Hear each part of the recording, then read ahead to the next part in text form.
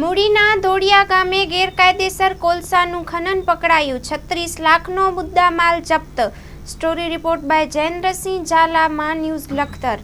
મોડી રાત્રે મૂળી તાલુકાના ધોળિયા ગામે સબ સ્ટેશનની બાજુની અંદર જે સરકારી સર્વે નંબર આવેલો છે એ સરકારી સર્વે નંબર ઉપર તદ્દન ગેરકાયદેસર કાર્બોસેલ એટલે કે કોલસાની કુવાઓની અંદરથી ગેરકાયદેસર ખનન ચાલી રહ્યું હોવાની હકીકતને ધ્યાનમાં રાખી અને અમારી નાયબ કલેક્ટર પ્રાંત ચોટીલાની ટીમ અને મામલાદાર મૂળીની સંયુક્ત ટીમ દ્વારા આકસ્મિક રેડ પાડી અને તપાસણી કરતા કુલ 7 કુવાઓ છે એ 7 કુવાઓ તદ્દન ગેરકાયદેસર કાર્બોસેલની પ્રવૃત્તિ કરી રહેલા હતા।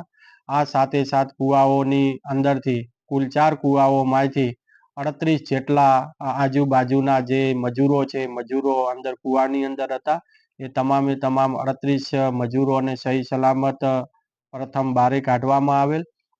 ત્યારબાદ જે સાધન સામગ્રી છે એ સાધન સામગ્રી પણ મળી આવેલી હતી, જેમાં કુલ 4 ટ્રેક્ટર, 1 કમ્પ્રેસર તેમજ 6 ચરખી, આમ મળીને કુલ 36 લાખનો મુદ્દામાલ જપ્ત કરી અને તમામે તમામ મુદ્દામાલ મોડી રાત્રે મામલાદાર કચેરી મૂળી પાસે ખસાડવામાં આવેલો છે। આ જે તદ્દન ગેરકાયદેસર કુવાઓનું જે ખનન કરાવતા હતા તેઓના નામ છે પણ એ સામે આવ્યા છે।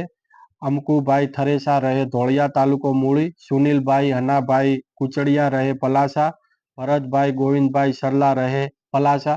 આ ત્રણે ઈસમો દ્વારા આજુબાજુના વિસ્તારોમાંથી આવા મજૂરોને લાવી કોન્ટ્રાક્ટ આપી અને સરકારી સર્વે નંબરની અંદર તદ્દન ગેરકાયદેસર કોલસાનું ખનન કરાવી અને વેચાણ વગેરે કરતા હતા। આ ત્રણે ઈસમો સામે કાયદેસરની કાર્યવાહી હાથ ધરવામાં આવેલ છે।